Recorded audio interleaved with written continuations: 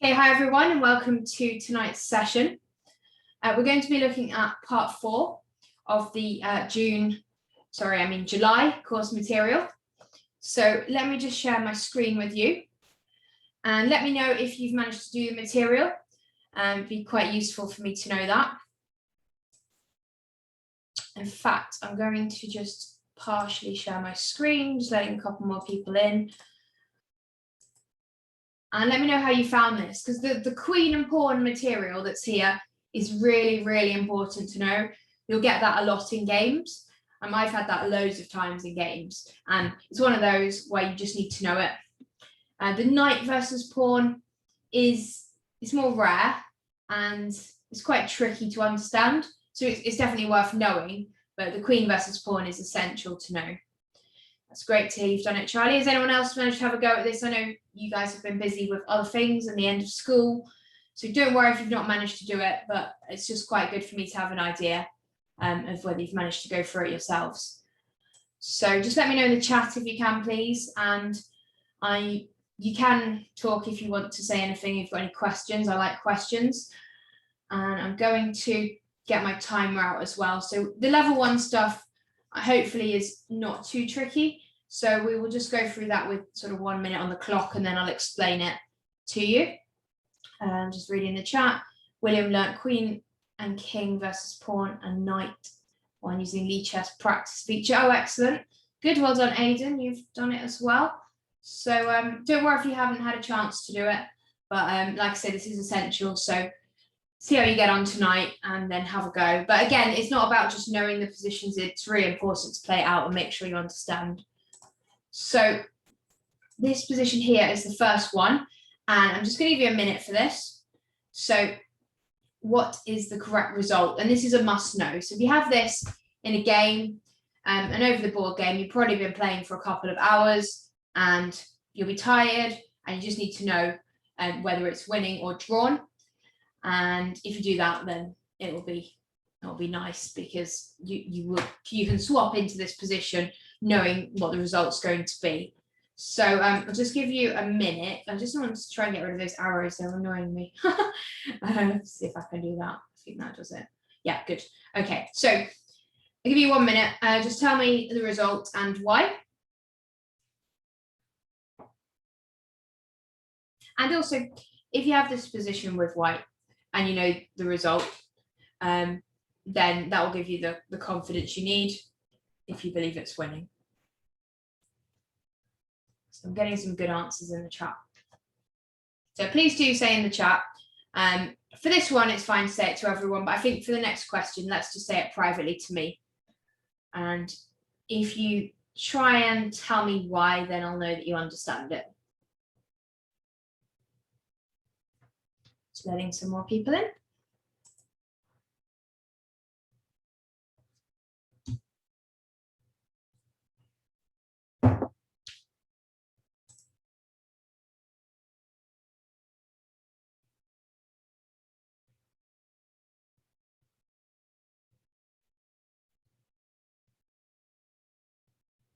I'm just scrolling up the chat to work out if anyone gave me the reason why.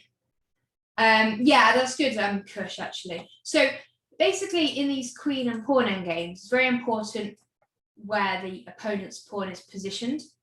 So here is a knight's pawn. And if the pawn is positioned as a rook's pawn or bishop's pawn, there are, I'm not going to say it's always a draw because there are exceptions to that, but there's big chances for black to be able to draw the position, which we'll talk about later. Lots of people have actually written that to me, so thank you. But when it's a knight's pawn, it's a bit more straightforward. So this is winning. And the reason is there's no stalemate tricks, which quite a few people have written in the chat. So in terms of winning, we can just, there's loads of ways to do it, but you just need to keep putting your opponent in check. Like this until the king goes in front of the pawn. So I'll be stubborn with black, like you should be if you're trying to defend this, because always try and defend. And then you'll get to a position like this, where black moves there, he loses the pawn or she loses the pawn. And if black moves to b8, then you can then move your king in. And it takes a bit of time. It's a little bit tedious, but you eventually will get your king in and it'll be completely winning.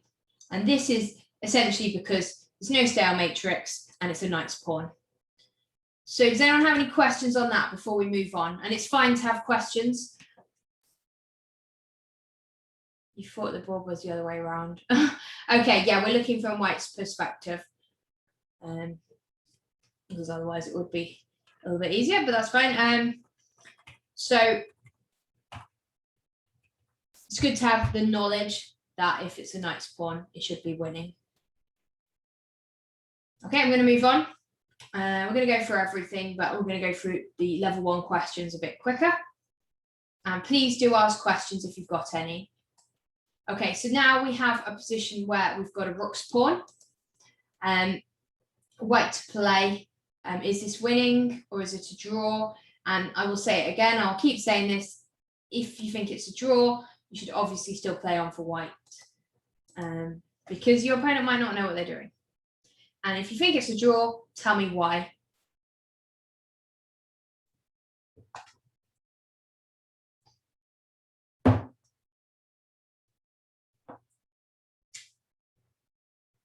More people joining, which is good.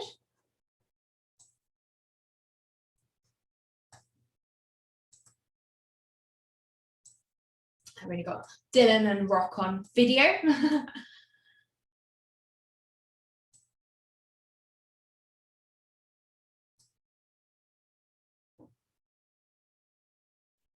Yeah, good, Daniel. Yeah, so please direct message me, please, rather than doing it to everyone. That's very important, Charlie. Thanks for that. I'll address that when we do the next question. You've given some great detail there.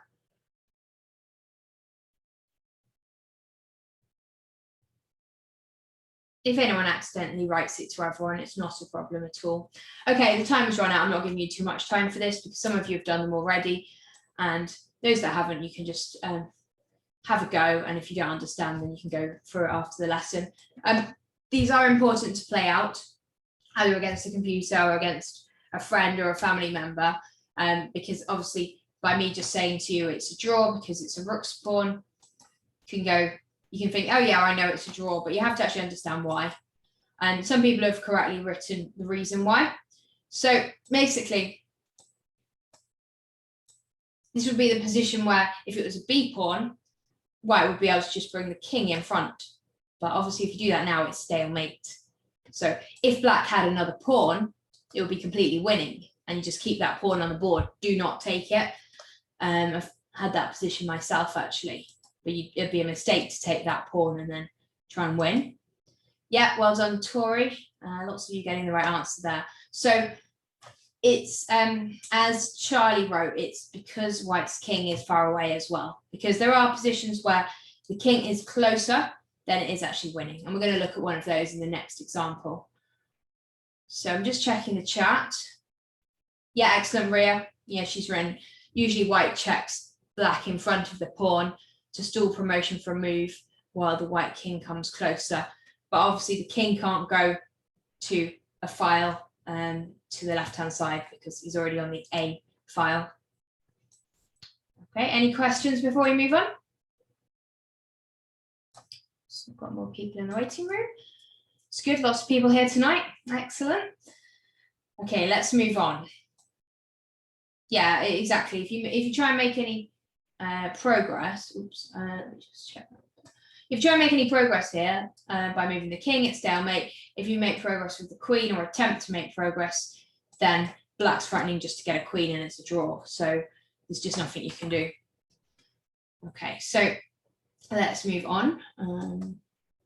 This position here, so surely this is just a draw because it's a rook's pawn again. You guys have a look. Let me know what you think.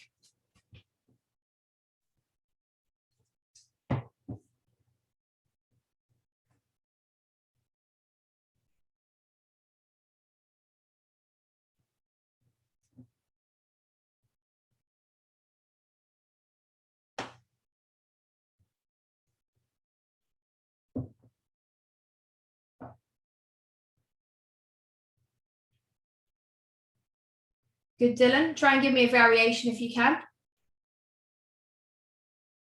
Good, William. Charlie. And Marcos. Excellent. These are just must-knows. Gonzalo, excellent. Tori, well done. Austin. Katie. You guys are good. So don't just assume because it's an A pawn or rook's pawn, it's a draw. If white's king is close, then you can threaten checkmate at the end of the variation. So let's just do a variation. So let's go check. King b2, queen d2. And if black moves the king to a1 now, obviously we can get checkmate. So that would be quite handy.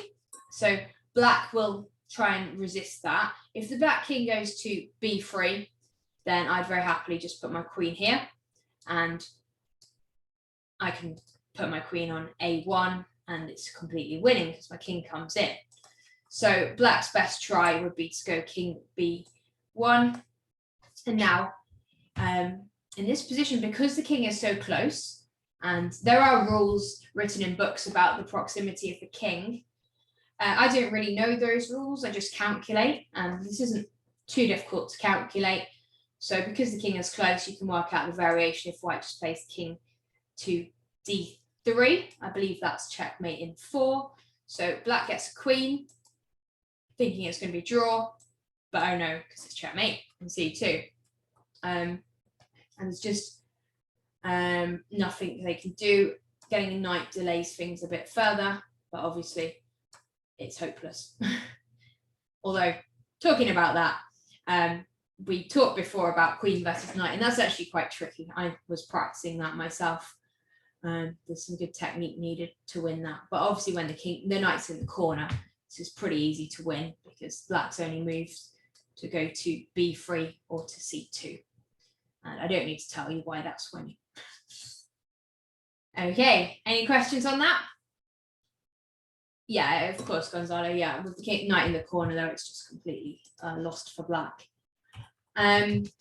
So don't assume that it's going to be a draw because it's a rook's pawn. Same with the c pawn. You need to bring your king and see how far your king is and do some calculation. Obviously, if you're white, doesn't matter where the king is, you should definitely try and win because your opponent might not know what they're doing. Don't just agree a draw in a position where the king was far away. Have a go, see what happens. Okay, any questions? Okay, let's move on now. Rook and pawn endgames, I love these. I think they're really, really good and extremely common because the rooks start in the corner of the board. So they come out later in the game and you get rook endgames. I'm sure every single person here has had lots and lots of rook endgames, including me. So this is a must-know rook endgame. White to play. What should white play? Again, just a minute for this.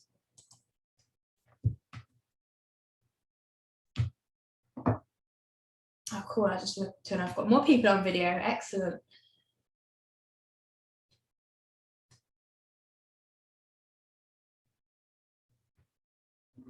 Yeah, always nice to see you guys. Okay, white to play. What should we play?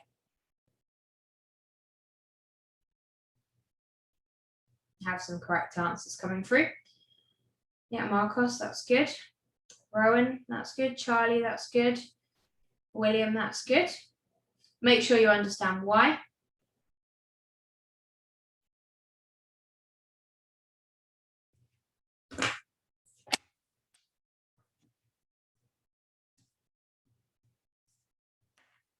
Yeah, good to Katie and Rock.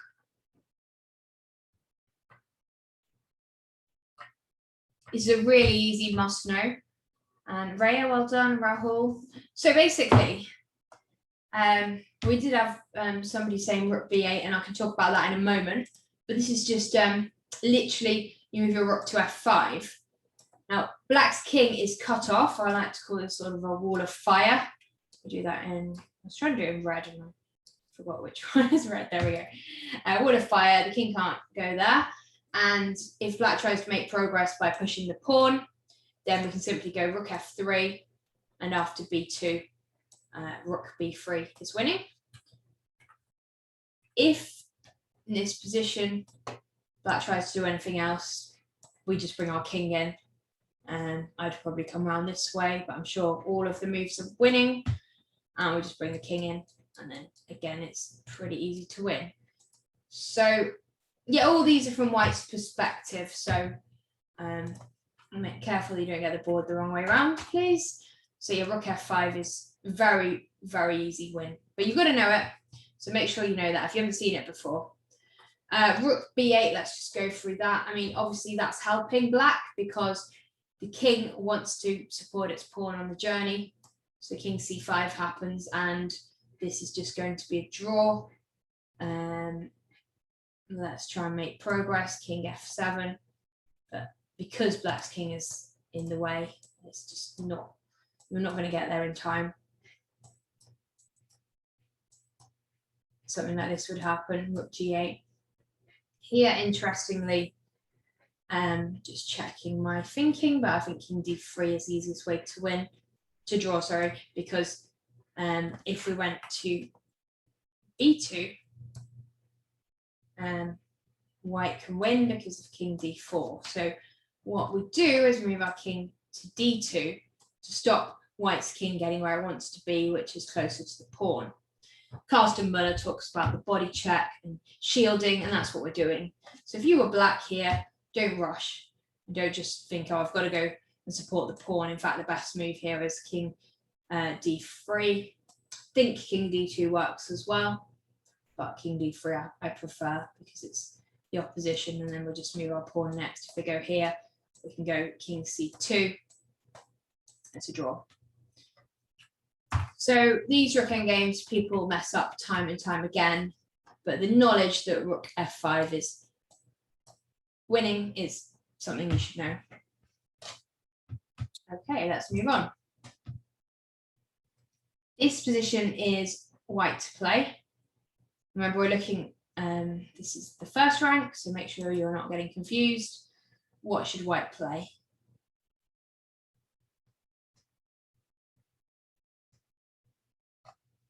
I think this is very tricky. I'm just going to give you a minute though, because these are still the level 1 questions.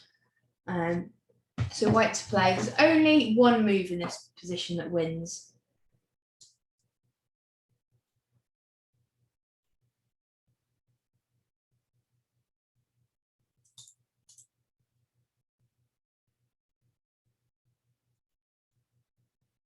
So try and tell me why if you've got the right answer, or if you've got an answer, try and tell me why. So I think to understand these rook endgames, you need to have a reason behind your move.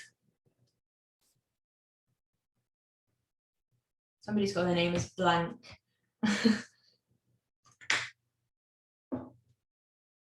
Ah, that's cool. I've noticed that Dylan and Rock have got the cool chest sunglasses to show me how to do that.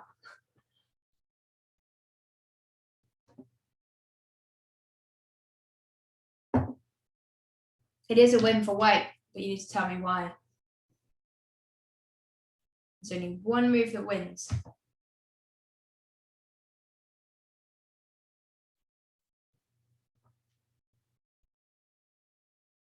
Okay, so the winning move here is moving the rook to h4 check. Now, the reason is that in order to stop this pawn, we need to get our king in the game. So rook h4, let's say king b3, then we go king b5, and a3, and rook h3, following the same pattern, king b2, king b4. Notice our king is really improving its position. I know black's is as well, but then we get this position where after a2, we can go rook h2, and we've got the same situation that we've seen previously, where the king moves to b1 to attempt to get a queen, and we can just go king to b3, because if you get a queen, I'm sure you can all tell me the mate and one for white. Go on, yeah, thank you. In the chat, yeah, it's mate. So it does emphasize the importance of activity of your king in the end game. And in this position, if the king goes into the corner after check, well, it's even worse, I guess, because we can just go probably any of these moves. And probably go here, and then it's just mate and one. Yeah, you could promote to a knight in the other line, but again, the knight's in the corner, so it's pretty terrible there. Good, okay. Hope we understood that. Now that's about getting the king in, because if we do something like a few people wrote rook a8, but now black's king comes forward, and it's just going to be a draw. There's no mating threats, and here white doesn't actually have a useful move. I want to move forward, but I can't. Okay, any questions? I always go through the level 1 questions a bit fast, so it's absolutely fine to ask me questions. That's what this session's all about. And if you can, try and play these out with someone so you can really understand them. Okay, so this is the knight versus the H pawn position. So I've got my green arrows on already, actually. I mean, circles on already. But what you need to do to get a draw in this position is to get your knight in that box. So I won't ask you the question because I've got the circles on already. But if you can get the knight in that box, then it's a draw. And it's something that I've known, but I've never had this in any game. I've always been a little bit nervous about the knight versus the pawn. But if it's a rook's pawn, and you can get the knight in this circuit, then it doesn't matter where your king is, it is a draw. The only move to draw is knight e3. And the problem is, black can't make any progress because there's all sorts of forks. And if you know that circuit for the knight, then obviously if they push, you can just take it and it's a draw. If they try and go here and just come back, as long as you stay in this circuit, it's a draw. And I think that's quite hard to understand unless you play it out. It certainly was for me when I learned it. So know that circuit. If you have the knowledge that this is a draw, then you can swap off into this end game confidently rather than just hoping for the best or avoiding it. So I would advise you to practice that, play it out until you're really confident. And remember, this only works when it's a rook's pawn. So that's the circuit against the rook's pawn. If you get the knight in that circuit, it's winning. Sorry, it's drawing. It'd be a bit hard to win. Possible, but a bit hard. So I hope you understand that. And now we're going to move on to the level 2 questions for the piece versus the pawn. So this one is one of my favorites, and it's one that I think I read in a book when I was quite young, and it's a Reti study, I believe. So white to play. What should white play? Let's give you 2 minutes for this. Try and write me an explanation of your move. And if you understand the rook and pawn techniques, shielding, body check, which are sort of the same thing. I'm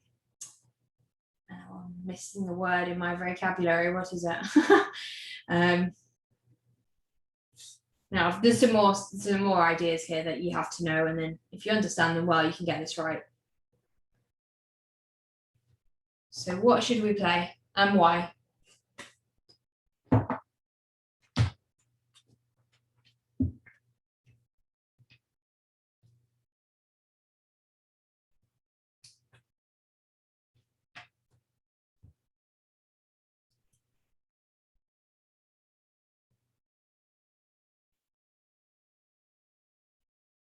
Yeah, there is some opposition involved in this as well. That's true.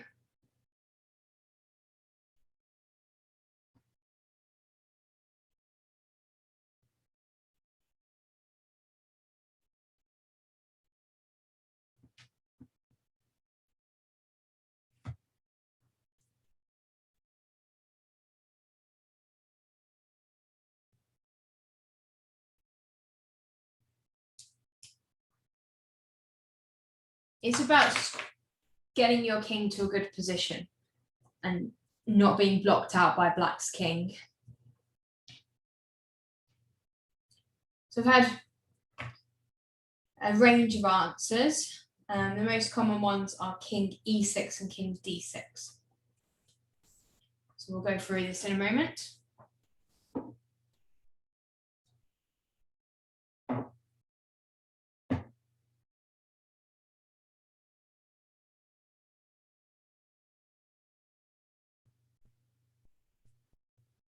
Okay, so if you went king e6, yes, you do get the opposition. But if black plays d3 now, well, we can't make any progress. There's no useful move available for white. And black's just carrying on with his plan or her plan of just getting the pawn through. So it's just a draw. You do not have a useful move. So the trick here is to move your king to d6. Now, if black moves the pawn forward, we can move our king to c5. And that's essential. We've got the king to the other side of the pawn. So we can't be blocked out or shielded by our opponent's king. And it means that we can help win the pawn, which we will do in a moment, because king e3, king c4, d2, king c3. And now it's winning. But if you ever get these positions and your king's on the same side as your opponent's king, then it's blocked out. It can't progress forward. So you need to try and get your king to the other side. And the only way to do that was by going king to d6 here. It's completely winning. I'll just pause for a moment in case there's any questions. Please do ask questions. That's what the session's for.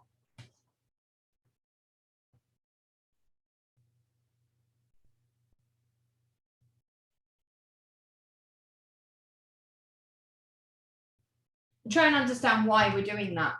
We're doing this because we want to get the other side of the pawn somewhere where we can't be blockaded by our opponent's king.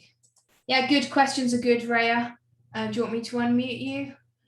Hang on, let me check the settings. Okay, Rhea, you should be able to speak now if you want to. Okay, so you know with the position, when the king moves to d5, Yes. then the pawn at the end bit when the pawn tries to promote. Hang on a second. So let's just go back to the position that I'm showing. So you mean king d6 position or the other line?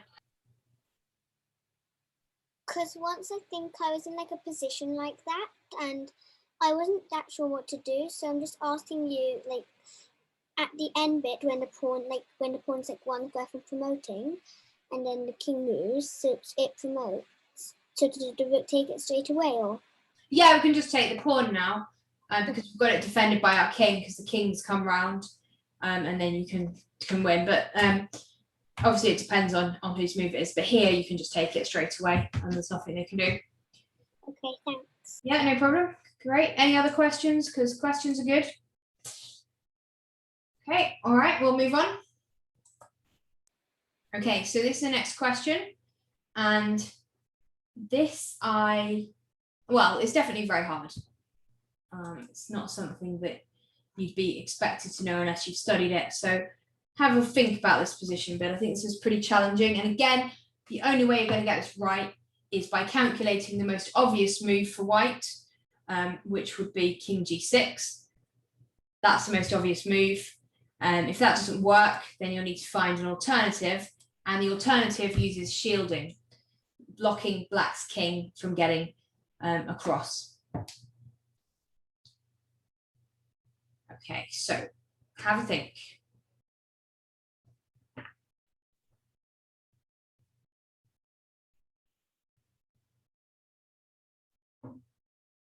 That is right, Aidan, but see if you can really understand why.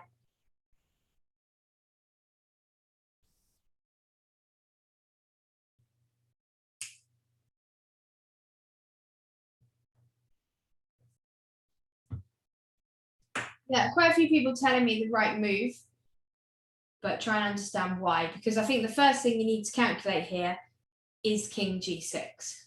Because if that wins, then you should just play it.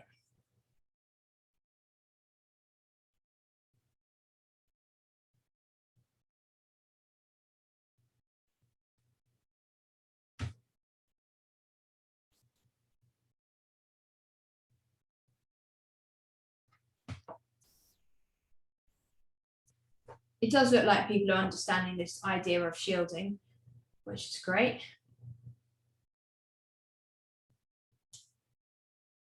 It is white to play.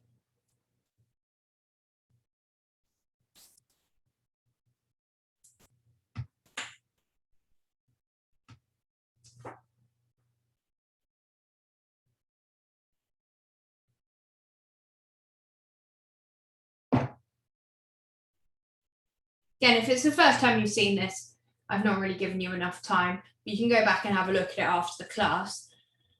So king g6 doesn't work because black's king can get back. But you do need to calculate this. So king b4, f6, king c5, f7, king d6, king g7, and you'll notice that black gets back in time to stop the pawn and win. So you needed to realize that didn't work. Once you realize that didn't work, you come up with this idea of stopping black's king from getting back. So king f6 is the only move to get a draw. Because now if we follow that variation with the king there, then look, the king would love to go to d6 now, but it can't. It's shielded. And this is what's amazing about the body check and the shielding. There's absolutely nothing that black can do to make progress here. This would be a wasted move and allows white just to get the pawn through. Here. King d7. And it's just a draw. At some point, black will take the pawn, whether it's on f7 or f8, when it's a queen. So this is what, even if you don't fully understand this yet, try and learn the idea that we've got to stop our opponent's king from getting closer to the pawn, otherwise it will be a draw. And I said this before, but it's important to remember that actually, even though like in maths, it might feel like you're going the long way around. You're not really in chess because the king's just moving one square, even if it moves diagonally, it's the same distance. So king f6 is a very, very good move, blocking black's king out, and it secures a draw for white. So that's a must-know position. Any questions on that?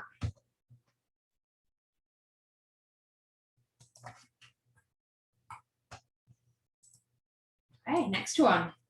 This is another knight versus pawn, but notice the difference now. It's not a rook's pawn, it's a b pawn, a knight's pawn that white has. See that? So what do we think is going on here? It's a different position to the one we looked at before. So I'll let you have a think and then we'll go through it. It's white to move.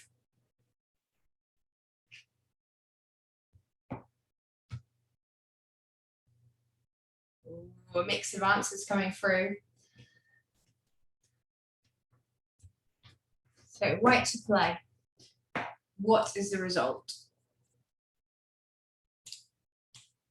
Yeah, don't queen because of the fork. That's a good observation.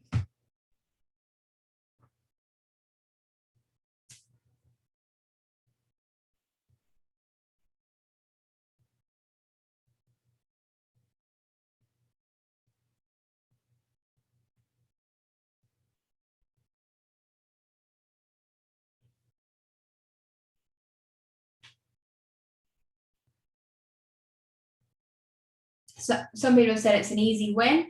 Some people have said it's just a draw. Some people have said they think it's a win. And I think most people have realised we can't promote straight away.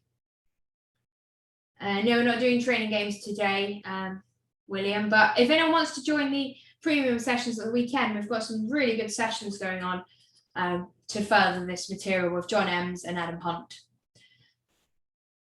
There's still lots of places available on those. Gonzalo said he had this in a game a few years back and lost, okay? So we still don't know whether it's a win or a draw. So white to play, can we win? It's white's move, Charlie. Obviously, you'd be trying to win because if you can get that pawn through and it doesn't get forked, it's a win. Oh, we've got such a range of answers coming through. Excellent, Sophie. That's a fantastic answer. So basically, the answer here is that white is winning. But if the black knight managed to get to b8, obviously in a position where it wouldn't be captured, then it's a draw. So we need to stop that from happening. So we start by going king b8, which I think Charlie said, and probably some other people. I can't see it actually at the moment. But yeah, king b8. Now, black tries knight d7. Black's trying to get on this route, and black is on this route. So if I allow your knight to get to b8 without it being captured, then black will be able to draw. So I'm going to play king. Where should I go? I think I'll go king c8 here because I don't want you to be forking me. And if you move, obviously now you can't move the knight back to c5 saying I'm on that route because white just queens. That's why I was paused for a minute there before going king c7, because if I went king c7, then you could get back on this route and it's a draw. Because if I queen, you can fork. So take your time in these endgames because they are hard. But king c8 means that black cannot go king c5, knight c5, because we just queen. And this is what I'm trying to get on this route. And what can I do? Because I can't go to b8, I can't go to c5. So in this position, it's just over. So after king b8, what other options are there for black? Well, black could try I don't know. There isn't a good move really, because we can't get on that route. So I suppose the best try for black probably is knight d7, because you're hoping white will play king c7. But if white knows what they're doing, then just go here and it is completely over. So that's quite hard, and this is because it's a knight's pawn this time. That was different to the position we had before in the level 1 questions. Again, I think this is worth playing out to really understand it. So does this make sense? Because I had a lot of people saying it was winning, a lot of people saying it was a draw, and then some people saying they weren't sure. This is the route we need to get on. We are on that route, but we can't go to c6 now, c5 now. So if I were to, in this position, if I did something, I had one answer, king a8, then the knight goes to d7. And now if the king goes to its only square, a7, then black can just move the king in and white can't make any progress. Quite even, I suppose we can try and come around this way. But after knight b8, there's nothing we can do. It's just a draw. So hopefully I explained that okay. Like I say, it's much easier just to play it out. And if you guys are friends and you want to challenge someone after the class to try these positions out, I would encourage you to do that. I know people did that last time. So you can share your usernames in the chat if you want to stay on afterwards and play some of these positions out. Okay, this is a very famous position. White to play. What should white play? Oh, sorry, I've got a question come through, which is good. After king a6, knight c5 fork. Let me see which position you're talking about. So I had so many positions on the board, I'm not sure what you're talking about. But yeah, you just got to avoid the forks. That's what's annoying when you're playing against the knight. And that's why it was essential to put the king on c8. Okay, white to play. What should we do here and why? This is another Reti study.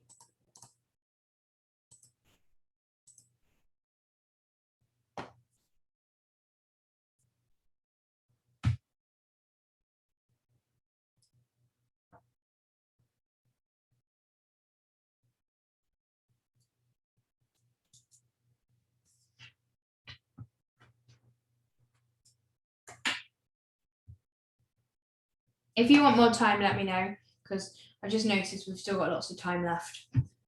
So if you want more time, let me know. I can increase the timer.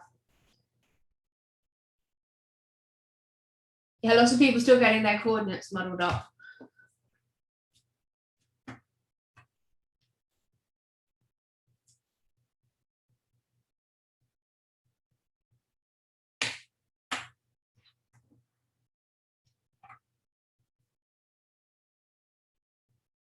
Is that Rock then that said that to me?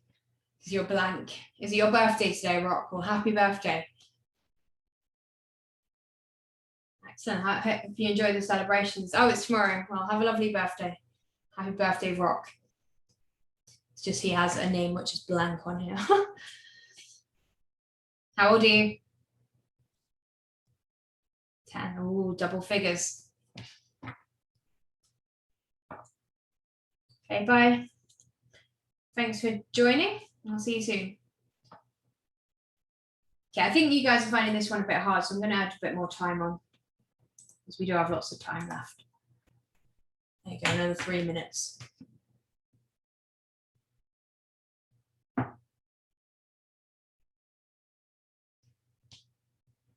You shouldn't be asking which way the pawns are going. Pawns go up the board. We're always looking from white's perspective. Yeah, I confused you. There you go. I can move that like that. You can see now.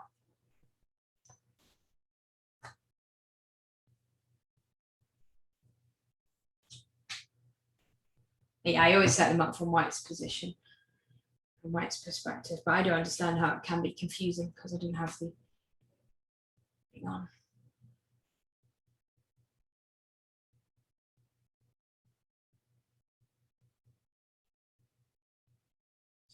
Okay, white to play. What should we do? This is hard. This is really challenging. So keep thinking.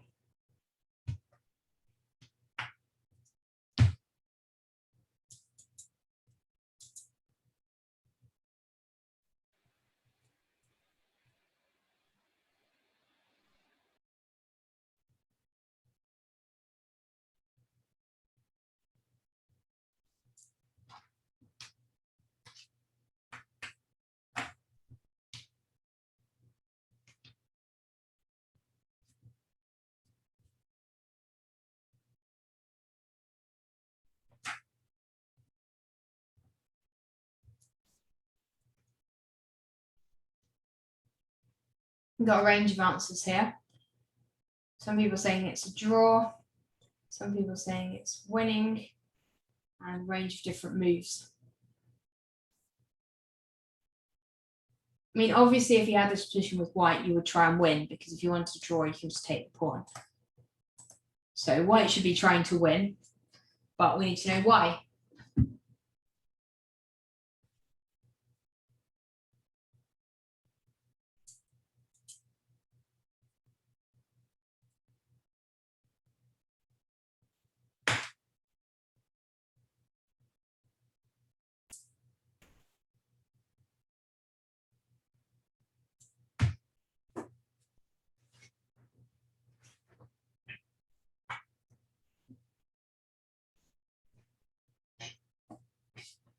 If anyone needs more time, let me know.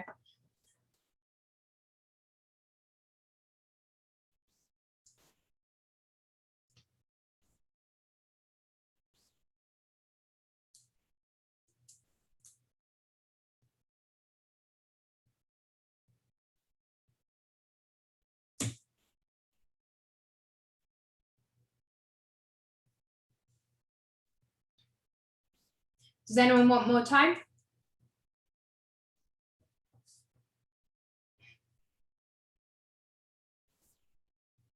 Okay, no problem. I'll give you some more time. I'll put 3 minutes on. I'm just going to go and refill my water. I'll be back in a second. Keep the answers coming through.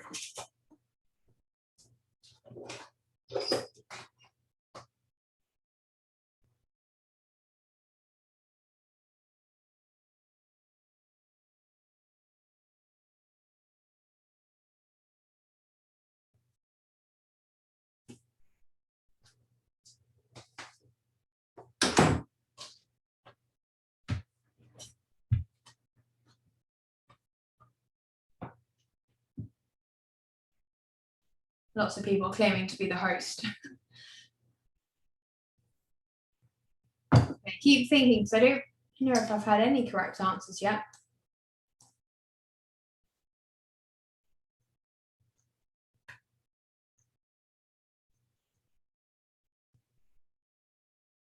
William, why would they do that?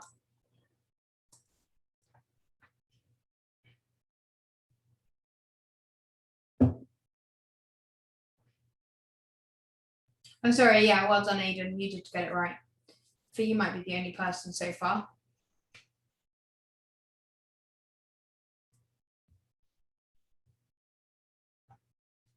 I think Kush did as well, actually. So try and give me a little bit more explanation about why your move works, if you can. What the idea of that move is. How would you then meet pawn to c4?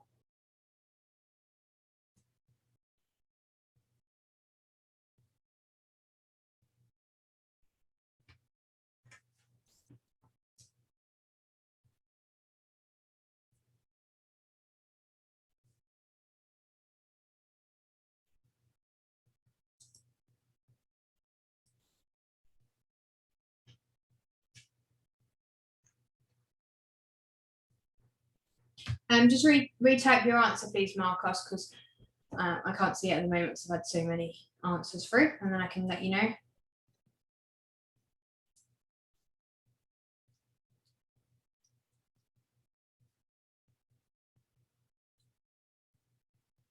No, that's not correct, but we'll go through it in a moment. Like I say, this is quite a challenging question.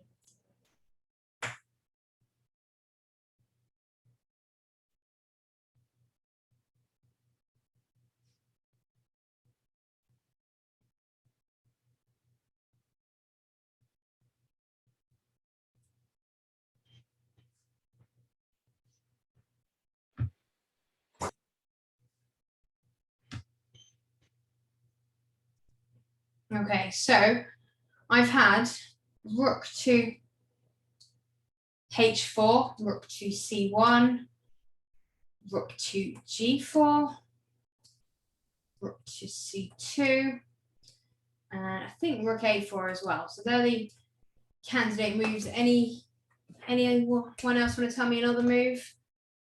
Please don't draw on the screen.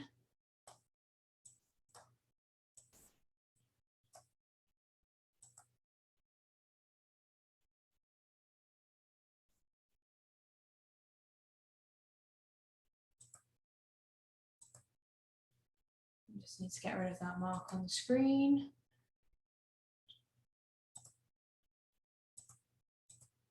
Okay, so, and rook takes c5 as well. I mean, you wouldn't play rook takes c5 because even if you thought that it was a draw, you might as well try and win because you're always going to be able to take black's pawn.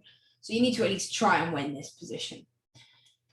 So we're not going to go through that. In this position, it's white to play. So let's go through the incorrect answers first. Let's look at just rook h4. So if black plays c4, black's just going to be able to get the king back. So what's your plan? I mean, those people that wrote rook h4, I'm not sure I understand what your idea is because okay, people getting the board the wrong way around. Rook h5, but then I just go king d4, and I'm getting closer to just getting a draw because my king's helping support my pawn, and it's going to be impossible to get your king where it wants to be over here. It's too slow, so that's not going to work. Same thing here to c4, and white's king's blocked out, so it's not like it can get to b5 quickly, and black just continues progressing the king forward to support the pawn. So those two don't work. It's the same with rook g4 as well. So now let's have a look about, I mean, the most obvious move, if you haven't seen this position before, I thought would be king c1 because you're moving the rook back and white's got the opposition. So if the king moves, let's say to d4, then you can, well, I mean, that's not the best move for black, but let's just see what should white play here. So let me know if you have been listening and you understand this idea. So white to play. Oh, excellent, William and Charlie. Yeah, you'd move the king, and David and Marcos and lots of you. King c6, because obviously we need to get the king the other side of the pawn so that we're not blocked by our opponent's king. So that position is winning, but you can't just assume your opponent's going to play a bad move. And in this position, what does black play to get a draw? Let me know in the chat. You can do it to everyone if you want. What should black play? Good, well done, Charlie, Marcos, Arian. c4, and now it's a draw because it's white to play. I'd like to play, well, I'd like to move my king to c6 and come over here, but I can't. So this just ends up being a draw. Useful to play out. So then we find this idea of rook c2. And the point of this is after c4, and I will tell you as well, rook c3 works, but I wouldn't play that myself, but it does actually win as well. But rook c2, and now after c4, which is black's best move, what should white play now? Let me know in the chat. Excellent, Aidan. Rook c1, and now black has to move. So if black wants to try and support the pawn on its journey, king d4, and you can write this to everyone. What should white play now, please? Excellent. No one's saying king d6. They're saying king c6, which is the right move, because then we know we can bring the king in on the other side. And let's try and play, well, I don't know, c3 maybe, and then king b5, king d3, king b4, c2, king b3, and it's just too slow. Yeah, rook c2 allows a waiting move. Well done, Katie. Got a tournament. Good luck in your tournament, Tori. Thanks for joining. We've almost finished anyway, so bye for now. Okay, so the idea of rook c2 is basically, like Katie says, just wasting a move, waiting for black. Black has to either play king d4 or c4. Well, there are other moves, but they're silly, so we won't talk about those. If the king went to d4 now, again, we just go king c6. So it's this idea of moving the king over to the other side. You've got a tournament as well, Robin. Okay, no worries. We'll probably finish in a moment because this is the last question. So if anyone have any questions before we move on there, and that's quite challenging. Again, I want you to try and play that out with someone if you can, until you really understand why you would go rook c2, because it does look a bit odd. Rook c1 may be the first idea that would jump out at you, but the idea is to wait, and that's why rook c3 works as well, because now we can go rook c1, c4, and king c6. Great, well, thank you for listening. I hope you've enjoyed these extra sessions I've been putting on.